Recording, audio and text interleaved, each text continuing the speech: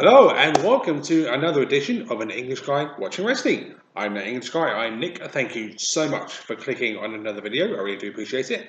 And in this one, we're going to be covering the 30th of March edition, 2021 of Impact Wrestling. And what a show it was really good stuff. With that being said, let's jump right into it. The opening match was Havoc and Nevaeh versus Fire and Flavor in a non-title match. Now, Fire and Flavor are the current Knockout Tag Team Champions, but Havoc and Nevaeh will not challenge you for the titles because they've won done it in the past. Now, Havoc and Nevaeh have kind of had a dispute, shall we say, as if they're going to be a tag team or not. And the last couple of weeks, they seem to have mended defences. Or so we thought. After the match that was lost by Havoc and Nevaeh, Nevaeh attacked Havoc. So I think a feud between these two is going to come. And I'm kind of sad because I generally really like Havoc and Nevaeh. That being said, I can understand why they're doing it. It's a bit more of a different approach to things. And that's fine. Sometimes it happens, but kind of sad to see the team breaking up. But you know what? Who knows? They might get together in the future. We'll see what happens. But it was a fun, actually. But having said it, it was actually quite a good opening match between two very good female tag teams. And the Knockouts division has been very good all year, and this has been no exception. This was a good tag match.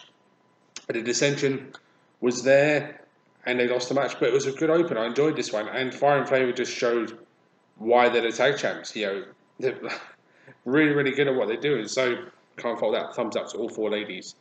But Havoc and Nevaeh are no longer a tag team. Possibly, I think they're not going to be together anymore. But there you go. Our next match was Sami Callihan versus Larry D of Triple XL. Now, I thought this was a bit of an unusual match because I know that Triple XL wouldn't know if I would call them a heel tag team, to be fair, but with the whole Larry D storyline with the the shooting of Johnny K, kind of is a strange face character. But that being said, Sami is definitely heel, we'll say that. So I will call Larry D the face in this match. That being said, this was a very good match between these two, and I've never seen these two have a singles match before. And Sami Callihan is the most reliable wrestlers in Impact Wrestling, and Larry D in a rare singles outing. And it was great to see, to be honest, and he was very good in this match. And I enjoyed the work rate between these two. Larry D being a bit of a bigger guy, Sami Callihan, no slouch in the strength department. And they mixed very well. This was a really good match, and I think this is one of Larry D's best performances in Impact to date. And as a singles wrestler, he can still really do well, really well in a tag team, but this was really good stuff and enjoyed this one. So definite thumbs up to both men. A very good match. Enjoyed this one. Our next match was Brian Myers versus Suicide. Now, Suicide has been part of Impact for a long time for obvious reasons. Those who know the video game and how he came from that. But he gets Brian Myers, and again, a first time ever match, singles wise. I don't think I've ever seen Suicide versus Brian Myers. And even though it was not the longest match, it was still a fun match, to be fair. And Brian Myers getting the win was the right call because obviously he declined Matt Cardona's challenge for a match. It was very interesting to see that, and I liked it. And it was fun stuff. And short as it was what needed to be to the point. And sometimes matches like that just work, and this was no exception. So definite thumbs up for both men for doing a good job in that regard. And the next match was TJP and Josh Alexander versus Ace Austin and Madman Fulton. Now, very rarely to see Madman Fulton face two X Division wrestlers. Now, because Josh Alexander, I think we can call him X Division wrestler now, because he's in the ring with Ace Austin. And him teaming with TJP was very unusual because they've kind of had a small feud, and earlier in the year had one of the a match of the year against Ender on Impact Wrestling, which was just stunning stuff. I enjoyed this tag match though, and the kind of dissension between TJP and Josh about who's going to be the next contender for the X Division title. I like it, and of course Ace Austin took advantage of that and got the pinfall for the win. And I enjoyed this match as well. It was a really good, fun tag match, and a good showing for Madman Fulton, I really like him. I can't help but say that. I think he's really good. And him and Ace Austin just work as a tag team. So to see that chemistry they still have is great. So definite thumbs up to all four men for that. And next match was a bit of a landmark in Impact Wrestling. James Storm's 1000th Impact Wrestling match. That's crazy. Now, I honestly don't know.